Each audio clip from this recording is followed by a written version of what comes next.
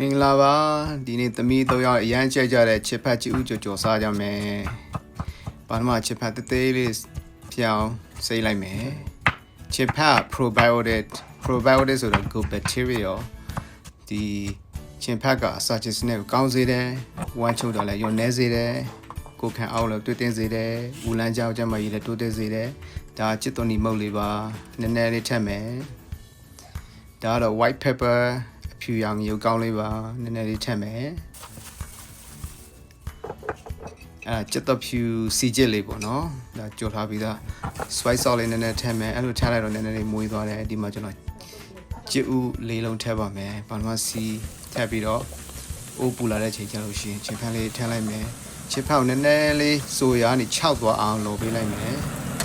6လာပြီဆိုရင်ကြက်ဥလေးလုံးထည့်မယ်ကြက်ဥက protein ဓာတ်ခန္ဓာကိုယ်ကအသားဓာတ်ကိုရစေတယ်အဲ့တော့ scramble လုပ်ပြီးတော့အကုန်လုံးရောမွေးလိုက်မယ်ကြက်ဥလေးနည်းနည်းကြက်လာချင်ကြက်တော်မိတ်လေးထည့်လိုက်မယ်